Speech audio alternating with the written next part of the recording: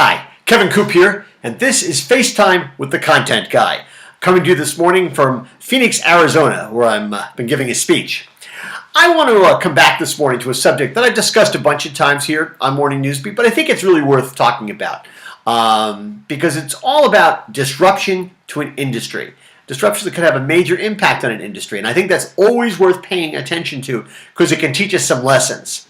I want to suggest to you that you should go out and pick up the February edition of GQ magazine, and not just because it's got Beyonce in various scantily clad poses, and not because it's got an article about the 100 sexiest women of the 21st century, although it strikes me as a little early to be putting together that list, though it is sort of an interesting piece. Anyway, that's not why I want you to pick it up.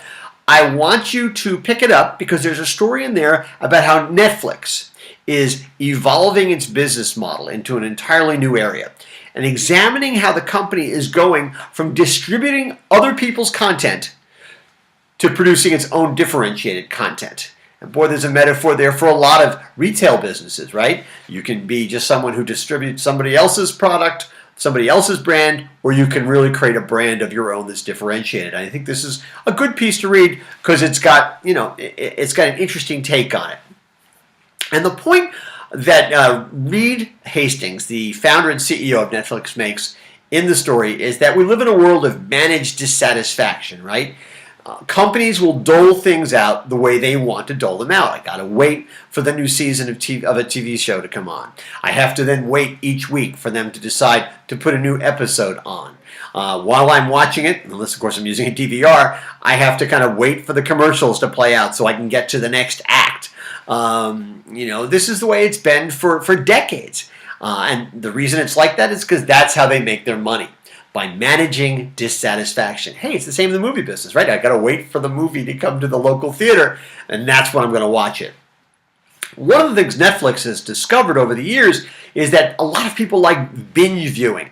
They actually won't watch a series when it's on. They'll wait for the entire season to become available either for streaming or on DVD, and they'll watch the whole thing at once or in a couple of nights. They love to get the whole thing.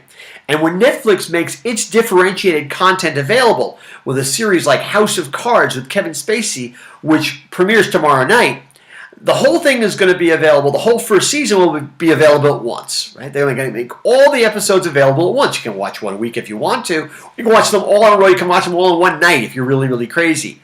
It's a challenge to how people consume product, and Netflix thinks it's a good bet. Now, there are a lot of people who don't think it's such a good bet, and they would argue, well, no, Netflix is making a mistake. They should play them out once a week because that would be better for their bottom line. But Netflix bet is that it's good for consumers. That's what consumers want, and it's always going to bet on the consumers. Now, this is an important lesson for any business. You know the old song, you can't always get what you want? Well, the thing is today, you can. Somebody's going to figure out a way to give you what you want, and companies can't just give people what they think they need. You got to give people what they want. That's the way the business is today. And this is true, I think, in the case of television, and more, that is a business model that is going to play over to a lot of different industries. And if traditional companies don't recognize this, their businesses will be disrupted by their version of Netflix, which is going to come along and change the way things are done. Anyway, that's what is on my mind this Thursday morning, and as always, I want to hear what's on your mind.